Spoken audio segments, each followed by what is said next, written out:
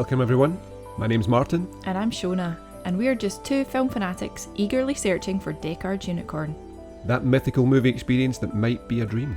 Or a waking nightmare. Hello there folks, welcome back to Deckard's Unicorn. The next film on our hit list takes liberal inspiration from the French New Wave of cinema, among other things. Which is fitting because the last place that Martin and I went before lockdown was Paris. Hey Pumpkin, do you know what they call a quarter pounder with cheese in Paris? I don't know, honey bunny, what do they call it? Royale cheese! Okay, so as you might have guessed from our introduction, the film we're going to be looking at this week is Pulp Fiction from 1994, which was directed by Quentin Tarantino, from a script by Roger Avary and Tarantino himself. And this was the darling of the Cannes Film Festival and many other festivals around the period. It's a multi-threaded, non-linear narrative movie and interweaves the stories of two hitmen, a boxer and a fearsome gangster. And it's been cited by many as Tarantino's masterpiece. It's violent, darkly comedic, postmodern neo-noir, absolutely brimming with filmic and pop culture references.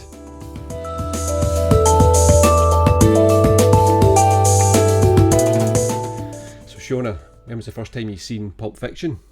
My recollection of Pulp Fiction being released is actually from the Underground in Glasgow. Right. So Glasgow does in fact have its own underground system. It's the smallest in the world. The Clockwork Orange? Clockwork Orange. It's just a little circle. It's really cute. So tiny. But my recollection is Kelvin Bridge Underground Station, going up the stairs off the platform and seeing a billboard with Uma Thurman in that iconic pose on the bed with a Pulp Fiction novel and a cigarette. It was intriguing. I would only have been about 9 or 10 at the time, and it was this intriguing picture of this glamorous femme fatale. Mm-hmm. So although I was too young to see the film at that time, it definitely made an impression on me. Mm-hmm. When was the first time you actually seen it? I must have been a teenager. I can't remember the exact time, Right, so but it was I think after it came out, yeah, though, yeah. Definitely. I'm sure I would have seen it like on VHS, probably at home. The first time I seen it, again, I was a teenager when this came out, so I seen it in the cinema in the Odeon in Glasgow, and I think I went back about 3 or 4 times there. I do remember seeing it quite a few times in the cinema. I think it's just simply because when I've seen it the first time, the structure of it threw me for a loop. I kind of understood it, but it was unlike anything I'd ever seen up to that point. This is definitely one of those films that sparked my interest in understanding cinema more, so starting to look back at masters of different techniques in various types of cinema in order to understand films better, understand the kind of visual language that directors use. Tarantino done something really unique with this, and I think that's why it garnered such acclaim at the time. I love this film. It's right up there, I think, with one of my favourite films of all time. It's my dad's favourite film. I think and this was the first Tarantino film that I saw, and obviously he has such a unique filmmaking style, but his films are like love letters to films. Yeah, exactly, and exactly. You learn a lot, I think, from watching a Tarantino film and delving into the influences and It's almost like you go to film school when you're watching a Tarantino movie. He wears his inspirations on his sleeve and he shows them very obviously throughout. I mean, if you know what you're looking for, that is. I mean, not everyone's seen all the films that Tarantino's seen. What I love most about it is this kind of non-linear story it's got. It's cyclical. I mean, I said last night that I thought it was kind of like a Mobius strip where it kind of comes back on itself. You start in one place and you come back to the same place, but how you get there is where it kind of goes upside down and comes back on itself. So yeah, it's a really odd choice of style for it. Again, totally going against what was normal in Hollywood at the time. And yeah, like I said, the influences of the French New Wave and various other directors of that period, that kind of postmodern style, they're very, very strong. I think something that really stood out for me on the first watch all those years ago was the dialogue and all the scenes of what seems like incidental conversation that seems very, very realistic, but also having this really witty, fast-paced dialogue that, as I said, becomes very quotable. And like, you've got that philosophical, grandiose language that they put on these such mundane things, It's kind of juxtaposed against these like really quite hellish things that are happening. Yeah, I mean, you've got basically two murderers, like hitmen, talking about these random, just mundane subjects, and yet what they're going to do is pretty terrible.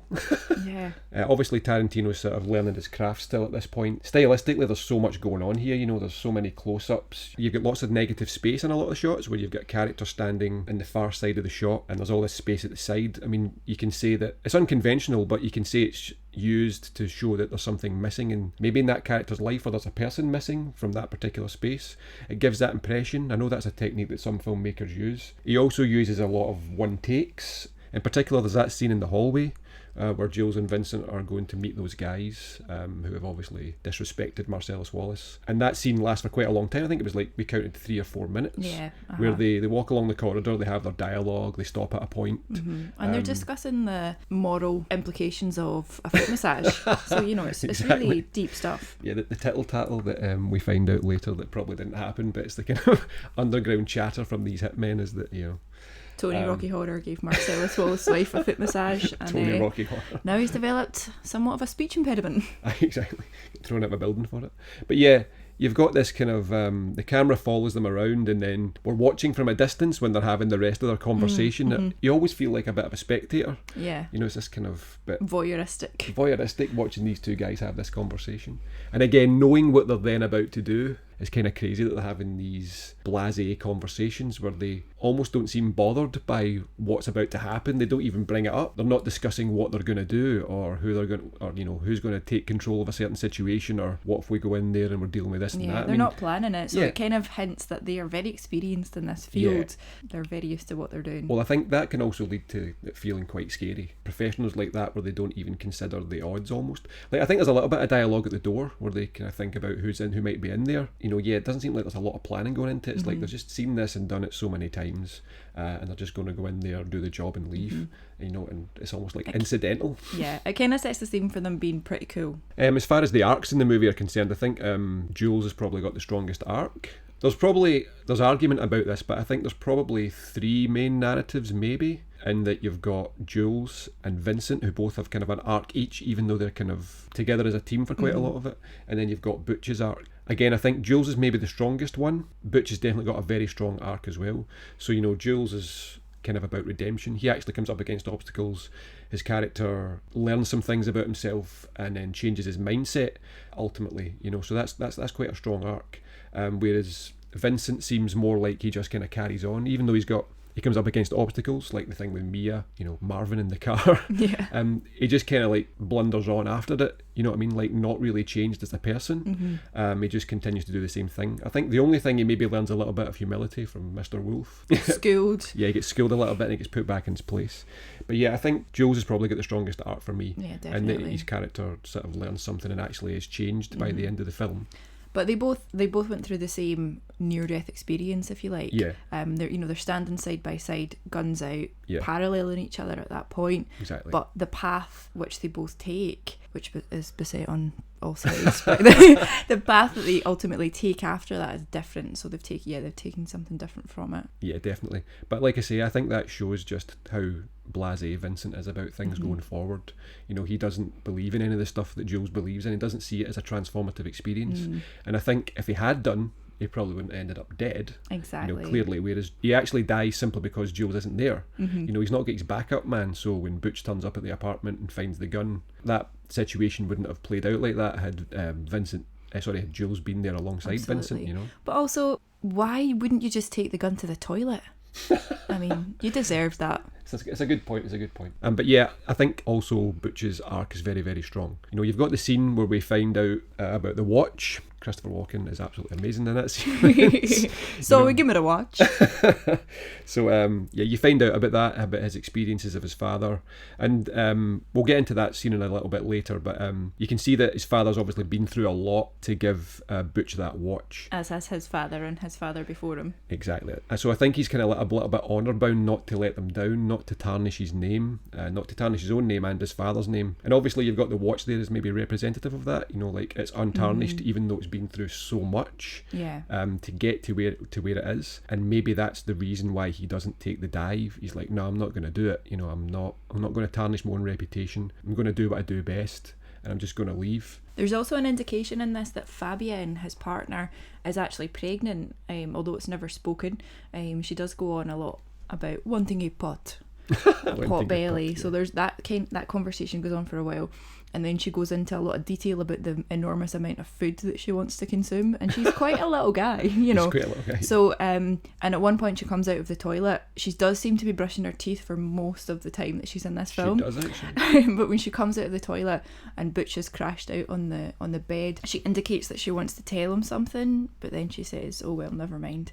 So it's almost like she's about to tell him that, you know, that she's pregnant. But that's just a sort of fan theory. Yes, I suppose so. Actually, but I think that's quite a strong one, you know. But yeah, his arc is great. I think I see his deal with Marcellus Wallace as almost like a deal with the devil. You know, Marcellus Wallace is all the way through this movie. He's totally ubiquitous.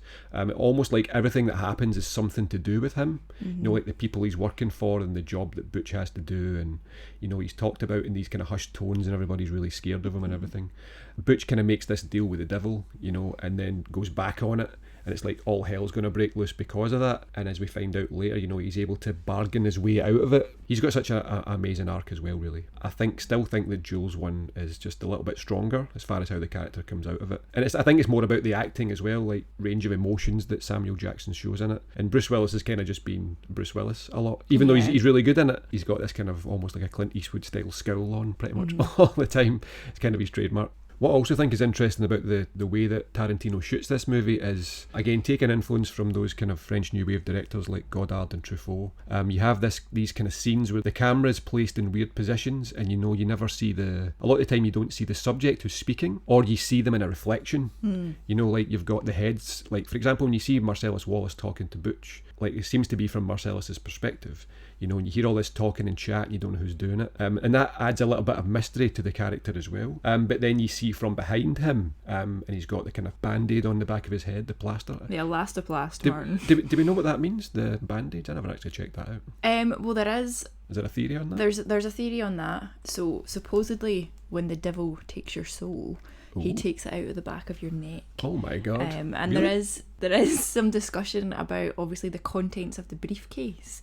You know, there's no one's come out and definitively said what is actually in that briefcase. Or some people believe that's Marcellus Wallace's soul. Exactly. Yeah. So yeah, I don't know. That's why he wants it back so badly. That's why he wants it back. But also, there's some people who did make a deal with the devil, if you will, and went back on it, and we see what happened to them. So that gives us a hint at what would happen to Bruce Willis if he's gone back on his deal with Wallace. One of the other interesting parts which made a huge impression on me, I think, as a teenager, was the kind of depiction of how drugs are taken. And we see lots of close-ups of these things that, you know, in previous films or whatever, it's always just kind of implied. This time you're seeing the actual injection and the blood coming out and then the drug going back in. I think there's some spoon burning in there as well. Yeah, some cooking. And some cooking going on. And there's a couple of points as well where you see cocaine being prepared for nasal insufflation. Nasal insufflation. That's another good one. I think it's really cool that you see all these kind of subjective points of view where people are talking, like I said, and sometimes the subject is obscured by a part of the set or they're off screen, and then you've got like a shot of someone's hands where they're doing something. The importance seems to be laid at what they're doing as opposed to what they're saying, because again, a lot of the times, like in Tarantino's movie, you've got this kind of almost mundane dialogue about something just boring or dull, or, you know, an aside, but what's actually happening physically in the scene is the most important part. So it's really great visual storytelling. I likened it last night to like a comic book almost, in that one of the sins of any comic book panel is where you have an action and then you have the dialogue describing the action. You know, you're trying to have like a balance between them so that you have maybe an action happening and then the dialogue is describing something else, like a character's thought process or something maybe that's coming up, or there's something that's just passed. Yeah, I think he does really well with that, and it makes for a really visually rich and interesting something to look at and also to listen to. Definitely. And I think these techniques were maybe used as in mainstream cinema as much, but now that's gone on to influence a lot of other mainstream films that we see. Yeah. I mean, Tarantino clearly loves these movies. He's not shy at showing his depth of knowledge, you know, and a lot of the references that he makes. And again, you don't really have to be a cinephile to pick up on a lot of these, but if you've watched a lot of movies, and especially the kind of movies from history, the important movies and maybe the important movements, then you can see these, like I said earlier, he wears them on his sleeve and they're basically all over it. A lot of the sequences are just like pastiches of really films that he clearly loves. Got the bit where they open the boot initially and you see the sort of gold shining on their face, and that reminded me of Kiss Me Deadly, like an old noir movie. I think this is a very common reference that people make to it. And also Repo Man is an Alex Cox movie in the 80s. Emilio Estevez is in it. And the same thing there, they've got, I think it's like a nuclear, like radioactive material in the boot, and when they open it you can disintegrate. But again, the same idea, is this something special in this case or in this boot, and they're opening up to have a look at it. There's a sequence in the shop where he's picking up the weapons, and again there's all those, these are small references, but picks up a hammer and maybe a reference to like Texas Chainsaw Massacre or a bunch of other horrors. Yeah, because basically what's going on in that cellar is a horror film, right? Exactly, yeah. And you've got like the Bat, maybe the Warriors, or maybe the Untouchables, I think some people have said as well, where Al Capone smashes the guy's head in with a bat. You've got the Saw, which you could probably say is Evil Dead, or Texas Chainsaw Massacre. Yeah, or Texas Chainsaw Massacre as well. And then he finally picks up the Blade. I mean, his love of the sort of Chanbara movies, the Japanese Chanbara movies, the sword movies. And you've also got like loads of samurai movie influences in there as well. He must have watched far too many of them. And he absolutely loves a katana in his movies. Absolutely. Tarantino, I think one always pops up. Famously, obviously, in Kill Bill with the bride, that was like, and then another iconic look with the sort of Bruce Lee Game of Death jumpsuit and the katana in her hand. You can't beat that. So the soundtrack for this film has also become pretty iconic. Yeah, it's cracking. There's some real classic tunes in there. Most of the time now, if we hear those tunes, if we hear about Al Green outside of this, it will immediately spark that memory of Marcellus lecturing Butch in the club. But what was interesting, when they released the soundtrack for this film, as well as the songs, they actually interspersed it with sections of dialogue from the film, and that might be one of the reasons why some of the dialogue has become so well known. The song choices are really good in this, and they really go well with the scenes that they're in. I like the kind of dreamlike quality that you've got when Vincent's high, for example. That was one of the ones that stood out to me last night, was when he's high and he's driving and he's going to meet Mia, and you've got that kind of dreamy sort of reverby guitar track that's going on in the background. Yeah, but you've got Dick Dale's kind of surf rock intro. Yeah. One of my favourite things about the movie, though, is it was just so great to see John Travolta back on the big screen again. He's brilliant in this. I mean, we'll get to like our best and worst performers later on, but I was a massive fan of Saturday Night Fever. I absolutely love that film. I think it's one of those films that's kind of misunderstood a little bit. People just think of it as a disco movie, but it's definitely so much more than that. Travolta is amazing in it as Tony Manero, and I think he just fallen off the radar a little bit. And maybe like a few actors in this film gave their careers a lift. Travolta probably most, but definitely Samuel Jackson got a huge boost from this. His profile was really lifted, and maybe even Bruce Willis as well. And you got to see people like Ving Rhames coming to the fore, who was obviously, he becomes a great actor as well, I think, Ving Rhames. He's got a great part in this as Marcellus Wallace. But yeah, Travolta was definitely the man for me. He's charismatic, he's got that twinkle in his eye, and there's just fantastic chemistry with Samuel Jackson. I think as a pair, that's inspired casting. They were both perfect. They could easily have went for somebody who was flavour of the month at the time, and it just wouldn't have worked as well, I don't think. I think they were a great pair. And yeah, it was great to see Travolta having a little boogie up there. At first, he seemed reluctant, but when he got into it, you got to see some of those moves. Yeah, and the guy could still move. Don't know if he still can now. It was quite a long time ago. Yeah, it's obviously he's not giving it Saturday Night Fever. It's not that same intensity, but yeah, you can see the guy knows how to move his body, and he even does a bit of a Adam West bat dance where they're doing that thing with their fingers across the eyes and stuff. Yeah, so yeah, that was brilliant to see. A couple other things that stood out to me last night, just watching through it again, was the use of the kind of orange and teal, or the kind of yellow and blue colour scheme for Butch.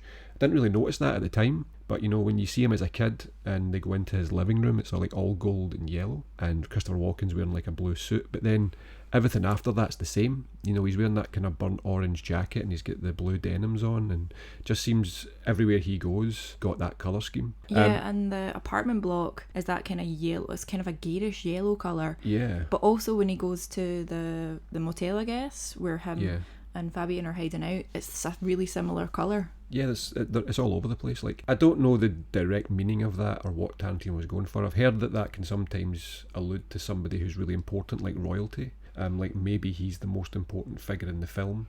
And like we said earlier, the end sequence the chronological end of the film, which is not the actual end of the film, is when he is on his bike and Zed's dead, honey, you know, and they drive away into the sunset kind of thing. So it's debatable as to whether he is the most important character in the story or not, you know, because Jules and Vincent get so much screen time.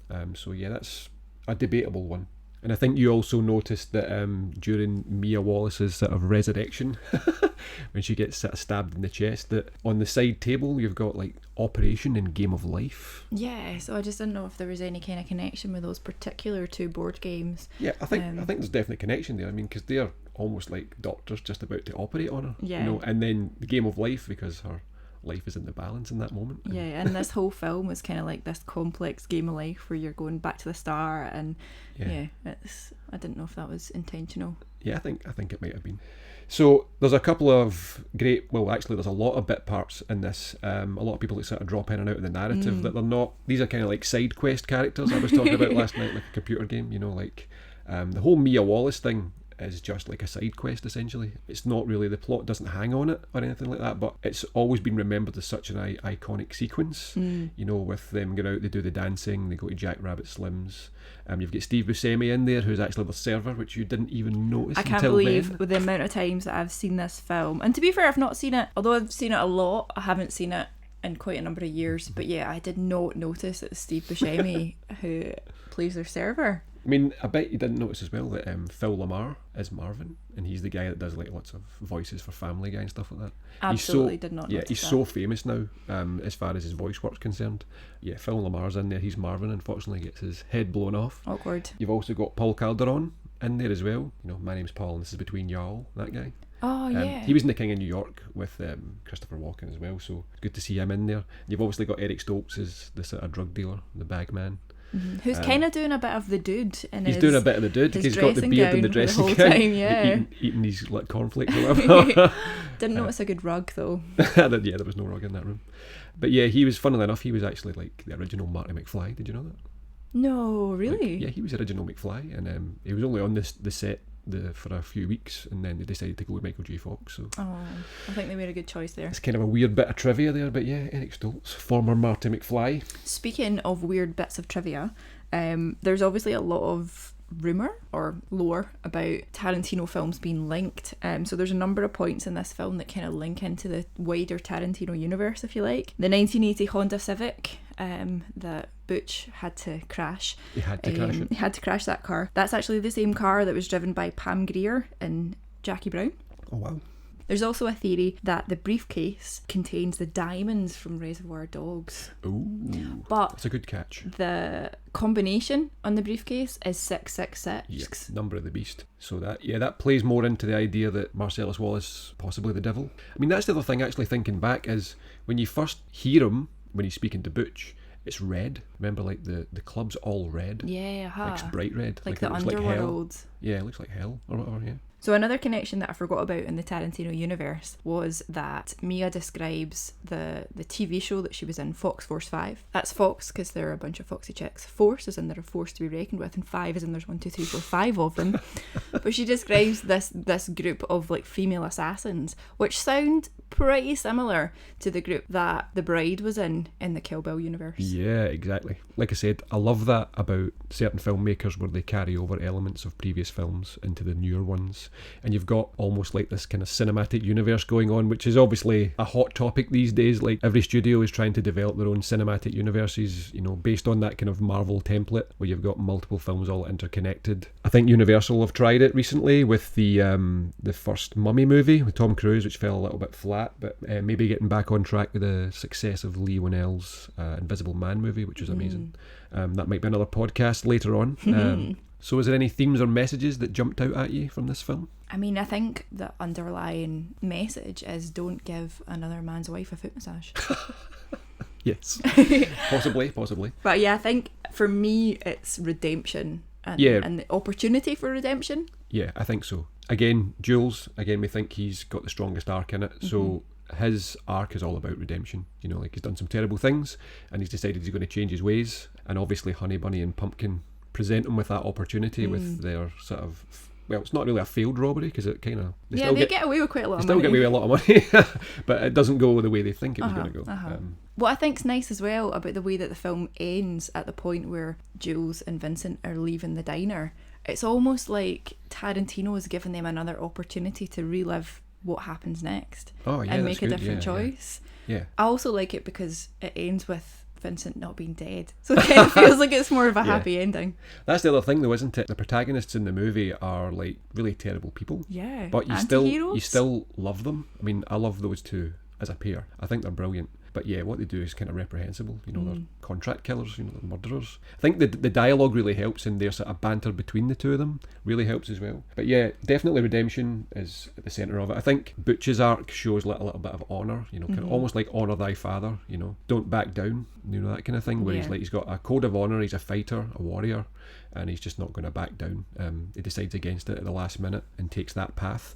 And luckily he gets himself out of it with what he does with Marcellus Wallace towards the end of the movie. There's obviously notes in there of spiritualism maybe, and fate, destiny, like things are preordained to happen, you know, everything happens for a reason, that kind of idea. Divine intervention, you know, like obviously Jules thinks that God has intervened. Yeah, exactly, it's an act of God. And if you look at the bullet holes, the pattern of the bullet holes in the wall, actually the ones that appear to be behind his body seem to have made a different impact to the ones that weren't, which kind of hints at the fact that it was. Yeah, possibly. I think we'll get to that when we get to goofs. Yeah, definitely. I'm thinking about something right now. I'm going to list that under goofs. Defo. But I think the other thing that jumped out at me again last night was the kind of importance of couples. Like, there's a lot of pairs in this movie, and they kind of seem to be interdependent on each other. You know, you've got Mia and Marcellus, you know, as a couple. You've got Jules and Vincent as a couple. You've got Butch and Fabienne as another couple. I guess also there's quite a lot of diversity between those couples. There is. And again, even the guys in the shop, they're kind of hillbillies, which was very reminiscent of Deliverance. Yeah. He's got the guy over a hobby horse in this case, but it was Ned Beatty over a log in Deliverance. But it's just as disturbing, definitely, especially with that Gimp character running around. What's his story? I've no idea. I don't think he actually has a story. I think the actor who played him, can't remember his name, Stephen something. He said that he wasn't aware of a backstory. It was just a weird thing to drop in there. So maybe there'll be something out there on the internet that explains who the Gimp was and why he was there. But it's funny because when we were younger, we definitely started using Gimp as something that we called each other. But now I find that character really quite disturbing. The fact that this guy's locked in probably trained and locked in a box, and exactly. And I think, funnily enough, going back to the couples thing, that it's only when Jules and Vincent split up, so to speak, that you know, Vincent ends up dead, kind of thing. Like, and it's he was almost his like protector. Yeah, the happy ending. I mean, the two endings of the movie are couples kind of walking off into the sunset, or walking out into the sun at least. Yeah. You know, because you've got Butch and Fabienne drive away in their motorcycle. And It's then, a chopper. It's a chopper. And then you've got Jules and Vincent leaving the diner, and it's morning time, it's bright, and they kind of walk off into the sun. You know, so it's kind of, I think couples is really, that those dynamics are really important, even though they're not an actual, like a sexual couple. You know, they're definitely a pair in this movie. So, and actually, shit hits the fan also when Vincent takes Mia out, and again his buddy isn't with him. Okay, let's move on to our problems and goofs. Any sort of problems that stand out to you here? I think for the first thing is most likely the language. Like, it's quite difficult to hear some of the sort of racial slurs and stuff like that come up. I do think though that the terminology was used to give the characters authenticity. Tarantino has obviously worked with a lot of these actors multiple times since then, so I certainly don't think that they thought that he meant anything offensive as he was doing it, but rather to give the characters authenticity. Yeah. I think what's important is the context, and the actor or the director is saying them because they feel like they are genuine parts of the character, and it's how they would speak, as opposed to hate speech. But like I say, it's very difficult to hear those words now. I think you have a bit of a problem with the resurrection sequence as well, actually, how Mia is brought back to life with the adrenaline shot. Yeah. This is going to be like a regular thing, I'm beginning to think, in these podcasts where Shonagh sort of deconstructs the science and tells us how bad it is. But so what's your issue with it? What happens in this scene is that Mia goes through Vincent's pockets and she finds a little baggie with a twist stick that contains what she believes is cocaine, and she is a cocaine user. And we see a couple of scenes previous to this where she is abusing cocaine. So she assumes that this is Just what's in this another baggie, another baggie of cocaine. So she preps herself a wee line, Yeah. and snorts it, and realises very quickly that she's made a horrible mistake, because it's actually heroin. So she overdoses on this, and this leads to a very dramatic scene where she gets an injection of adrenaline to the heart. Yeah. Now, whilst adrenaline might be useful to restart someone's heart, if someone is overdosing on an opioid, such as heroin, what they really need is an antidote to that. Okay, so what they really need is the opioid antagonist. So what would be used in this situation would be naloxone. Not a protagonist? No. So what they would use in this situation is naloxone. Okay. Naloxone can be injected intravenously, but also is quite often available now as like a little rescue nasal spray, like a little syringe that you spray up the nose. And what happens there is the naloxone shoves the opioid off of that receptor, and brings someone out of that. So that's really the treatment that she would probably have needed in that situation. So not stabbed in the heart. Not stabbed in the heart. 10-inch needle. I don't think so. And even if she had, she would definitely have needed some hospital treatment. After that. Yeah, that would have been a really painful moment. I think, like stabbing her that hard in the chest. Definitely, Right, and to it's kind of reminiscent of like a vampire film. You know, a stake through the heart. Stake through the heart. And the first thing I thought when I seen it again last night was Psycho. Because, you know, that moment where he lifts it and he's in the air and you see him like holding it above his head almost. Like it's almost like when Norman Bates lifts that knife for the first time just before it goes down. You're half expecting to hear the So whilst I don't think the science behind that is particularly strong, I think giving someone a nasal spray would have been pretty shit in comparison. Cinematically, I think it's much easier, much better visually to do that. But absolutely. Whether or not they knew that at the time and just said, well, let's just go for an adrenaline shot. But yeah, that might have been the way to deal with it then. There's not that many actual goofs in the film itself. You know, there's a couple of things. Like I said, we talked about earlier the bullet holes. Yeah, I think when you see, before that guy comes out of the toilet, is it a toilet or a room? I think he comes out of the toilet and he starts firing off his shots. I think when you see Jules and Vincent against the wall there, the bullet holes are actually there already. Yeah. Right? And then the guy comes out, fires off his shots, they turn around and look and the bullet holes are there. So I think that's just a continuity error. I think that's just a goof. It could be a goof, or it could be Tarantino giving us that insight into reliving moments. Well, there's also that, but I think another way to look at it is that the bullet holes are there from something earlier, and that guy just came out and maybe shot blanks. Like, he's a rookie, you know, he might have like had blanks in his gun and didn't know or something. There's a load of possibilities there. And it was not an act of God at all. And it was not an act of God at all. But yeah, I don't think so. There's nobody else in that room that fires a gun apart from Jules and Vincent, and they both fire at the target. Yeah. And I think there's no holes in the wall when they go in. They're in that wee sequence just before the guy shoots and then just after he shoots. So yeah, for me, it's a goof. I don't know, but there's probably multiple readings of it. Like you say, you've got quite a good reading on that as well, so I quite like that idea of a kind of reliving it. And I'd also say that although Samuel L. Jackson is fantastic in this movie, like his wig is not very good. I'm not sure about his wig. I love a wig. I do love a wig. I love looking for wigs. I don't know why. I just always look at people's hairlines for some reason. Something else that stands out to me now is the note on the door as Vincent approaches Mia and Marcellus's house to take Mia out. There's a note on the door, and it says the door's open, and there's no apostrophe in door. Oh my god. So yeah, that's just quite annoying to me. Grammar police have maybe again that's just there to give some authenticity to the character's poor use of punctuation. The grammar police have arrested Mia Wallace and taken her away. Crimes against. She deserved it for her poor use of the English language.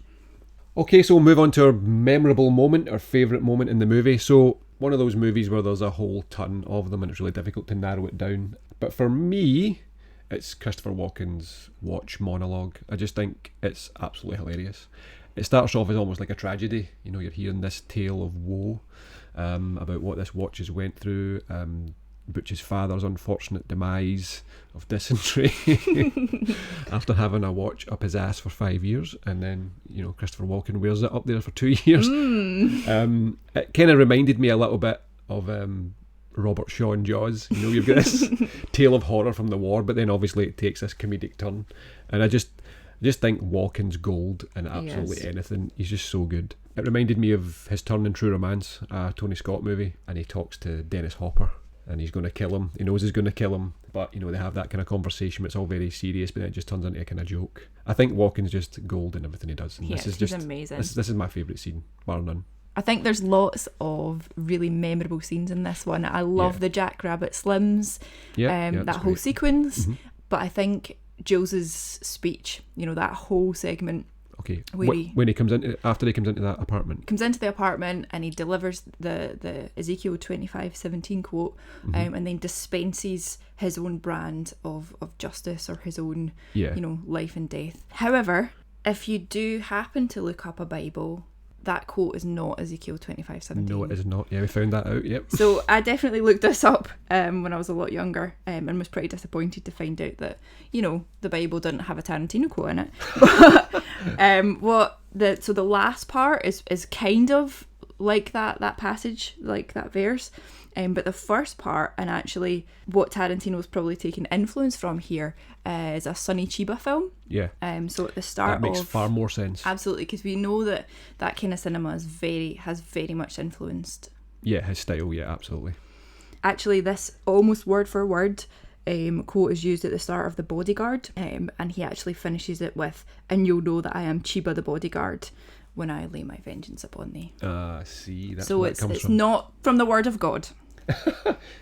Moving on to our favourite quotes now, and any sort of we like a bit of creative swearing on this podcast. So, and again, there's plenty of it in this. But what's your favourite quote? There's so many in this film, and actually, I think we both agree on this one, though, don't we?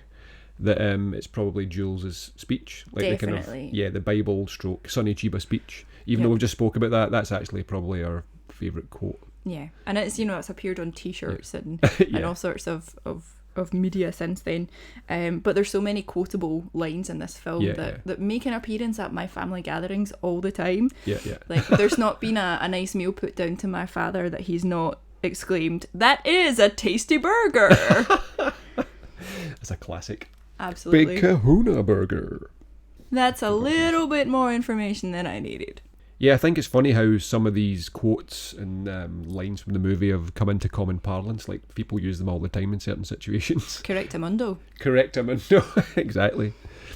I also love Samuel Jackson's line where he says, it's the one that says "bad motherfucker" on it, because it's just so funny, and it pulls out the wall. It doesn't it actually says that on it. It's just so good. Is that from Shaft? It might be. And on the topic of creative swearing, I think they use the F word a number of times, and you've got the facts there for us, Shonagh. So the F word is actually used 265 times in this film in various iterations. To be fair, I actually thought it was more than that. Yeah, I would have sworn, if you will, that it was more than that. Yeah, that seems like actually quite a low number for this film, especially Samuel Jackson, like every second word really. So, who has the best performance in Pulp Fiction? Who steals the show for you? For me, it's got to be Samuel L. Jackson. I love his line delivery. He's just so cool. And he's definitely the winner in this one. Yeah, absolutely love Samuel L. Jackson in this one. He goes through such a range of things. He's frightening, he's charismatic, he's scary, he's angry, he's remorseful, you know, he's funny. And he's wise. And he's wise, yeah. And he's got that kind of intensity to him that just... The sequence where just before he kills that guy in the chair, where you get that close-up shot of him turning his head and looking round in that stare, you know, that's the stare of terrifying. That's the stare of a man that's going to kill you. Mm-hmm. He's so in control in that moment. You know, there's all those other people in that apartment, but he is commanding that scene. Yeah. And absolutely love the way he just loses it. Like when he's incredulous as to what something that Vincent's maybe said to him. You know, he just loses it and it's like, what the fuck? You know, and he goes off on a rant. I absolutely love it the way he does it. Again, like you said, his delivery's perfect. It's just so natural. It almost doesn't seem like he's acting. It's like he's friends with this guy. And I don't know if they're actually ad-libbing some of these lines. You know, Tarantino's really famous for his dialogue, but I don't know how much leeway he gives the characters. It just feels so organic and natural the way they react to situations and what they say. Yeah, I'd like to find a little bit more about that. If that's just Tarantino's dialogue verbatim, then absolutely fair play.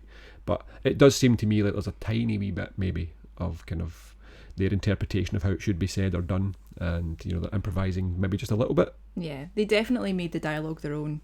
And for you, worst performance? Well, again, it's another one of these films where there's not really a bad performance in it. It's, you know, Everyone's fantastic in it.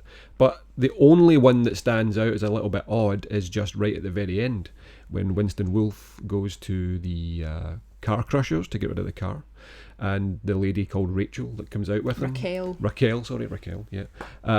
So yeah, she's just a little bit stiff. It's almost like she wasn't an actress. She seems like the actors had found an extra, or like someone on the set and just said, let's put her in. Yeah, her line delivery was really poor, and it just felt a little bit awkward, that scene for me. Yeah, I could have done without that scene now. Looking back, I think there's supposedly there was a deleted scene where it would have been Dick Miller of Gremlins fame. Oh, what? And he's like the owner of that place, and he was supposed to speak there. So I would think I would have maybe preferred to see him there. Yeah, I would have definitely preferred that. Great actor, like a legend. I don't know what they were trying to say with that character, if they were trying to give us some more information about the wolf and how he'd managed to, I don't know, seduce this young lady because of his coolness. But I don't think that was needed, because he's already established as cool, calm, collected. Yeah, it didn't add anything for me. Yeah, Harvey Keitel's just the man again. Kind of like Walken, these guys are legends of this kind of genre of film, you know what I mean? The kind of underworld gangland type film, Walken and King of New York. And you've got Harvey Keitel and Mean Streets and Taxi Driver and stuff like that. So yeah, they've got a gravitas to them, and they're scene stealers, because and maybe because that's they're what so highlight. good. You're right. That's probably what highlights it, is the fact that you've got this world-class actor against somebody who's maybe just not as good, and it's you can see the disparity between the two. Yeah. So we've spoken quite a lot about some of the influences on this film, but yeah, it's quite a few. It's also gone on to inspire a lot in popular culture. It certainly has. I think stylistically, it's inspired so many filmmakers to create in that way. Maybe the camera techniques and the visual style. Even in terms of art, like there's a famous Banksy that's the scene of Jules and Vincent standing with their guns, and he's replaced the guns with bananas. And that's an image that people are probably really familiar with now. Yeah. And even out with that, Mia wears a shade of nail polish. This is getting a little bit obscure. It's Chanel Rouge Noir. Right. And people who are into beauty will know that this is actually a really iconic shade now. It was released at around a similar time to the film, and it's sold out for years and years and years. It was always really difficult to get this particular shade, because it's become an absolute icon in the beauty industry. Yeah. For me, I think looking back at it, you see the suits that Jules and Vincent wear. That influence, I think, comes from the Hong Kong movies. And you've got A Better Tomorrow. I think it's a Chow Yun-fat movie. He's in that. But you see that, I think that's 1986 or so it's way before, and obviously it fits the profile of the type of movie that Tarantino is influenced by. And those suits, they obviously use it again. Well, he used it before in Reservoir Dogs, and then they're using it again for these hitman gangster types that are really well dressed, top to toe in black, with the sort of the black tie as well. So almost like funeral attire, like they're going to go kill somebody, so they're wearing respectful clothes to go there. But yeah, the influences from the sort of French New Wave are clear, and also from the 30s and 40s gangster movies. Obviously they inspired a lot of the French New Wave directors, so yeah, there's very clear influences from that, Godard and Truffaut, and so you've got all these kind of existential conversations that the characters have. You've got the kind of absurdity. But yeah, it's amazing how much of an influence this film has had on popular culture in general. I thought last night about the sequence with Butch in the shop, where he's picking up the weapons. We've talked about that earlier. It reminded me of a scene in Father Ted. Oh my god, yeah. Where the mad guy Tom is going to take care of the rabbits in an Al Pacino type way, and he's going through all these different weapons to find his choice to dispatch these poor rabbits. But yeah, it's even things like that. There's actually a load of Pulp Fiction references and Tarantino style references in Father Ted, so yeah, if you've not seen Father Ted, you should check it out. Check it out. There's loads of them that pop out. But yeah, I really enjoy Tarantino as a filmmaker. Like I said, he wears his influences on his sleeve. He's not shy about using them, and he just seems to be a guy that just loves film. It seems like he really enjoys the process of deconstructing them and finding the things he loves about them, and then finding his way of adding a spin to it. And it's almost like he wants to educate the watcher, not in a patronising way, but he puts in little nuggets, that maybe would make you go and look something up, or go and look at those influences. Even the point where he explains to the audience what a pilot is. I didn't know what a pilot was before I watched this. Yeah, you get that wee bit of expository dialogue work that, again, it's about a subject that's completely aside from the actual plot itself. It's just a little side quest thing. He's giving the viewer information about things that are cool little factoids. And yet it doesn't get stuffy. You know, it'd be quite easy for someone to say, oh, I know about all these things like French New Wave and Italian neo-realism and, you know, film noir and German expressionism and things like that. But easy to get really bogged down, become far too intellectual. But he just takes nuggets of those things and says, I love these ideas and I'm going to present them in a kind of poppy way that a lot of people can kind of get behind. And if you catch that reference, you know this is someone who understands cinema and has a lot of love for it and likes to look back at the history and pay tribute to that. So yeah, he's kind of making it accessible for the audience and giving them a route in. Exactly. So like I said, it'd be quite easy to be really stuffy and overly influenced by those things and make it kind of obscure so that people couldn't understand it. But yeah, he makes it very accessible to the audience, and that's got to be applauded. Okay, so it's results time. What score would you give Pulp Fiction? Well, it's going to sound boring because it's going to seem like every film. That's 2 films in a week that we've reviewed, and both of them are going to be A's. But I think it's because we love them so much. I think I would definitely give this an A+ though, because this is an absolute classic that just never ages. It's just timeless. I could watch it over and over again, and there's nothing really wrong with it. I don't think there's anything wrong with it. I think it's the gift that keeps giving as well. There's a number of films like that where rewatches really sort of give you more nuggets. They just definitely they show up more things. Yeah, you've got to really appreciate an artist that puts so much detail and work into it, and also, like we talked about earlier, like educates people a little bit, makes you want to go look things up. That's powerful art that does that, like Blade Runner and various other films. This is one that you can watch over and over and just pick out little things here and there that's going to take you down a rabbit hole onto sort of new and interesting film genres and directors. Absolutely. It's a A+ with distinction from me. Absolute classic. Had seen this film so many times, but hadn't seen it for a number of years, and last night when we were watching it, there were things I picked up on that I hadn't seen previously, and you know, it had new colour and new depth for me. So yeah, good job, Tarantino. Yeah, so double A+ from the both of us for this one. Well, that about wraps it up for this episode. So if you've made it this far, thank you so much for listening. Your support is hugely appreciated. You can subscribe to the podcast on Spotify, Anchor, Google and Pocket Cast. We're hoping to be listed on Apple Podcasts quite soon. So yeah, check those out if you'd like to hear more of our chattage. Don't forget you can find us on YouTube and follow us on Twitter at Deckard's Unicorn. So until next time, this is Martin and Shonagh, last survivors of the Nostromo, signing off.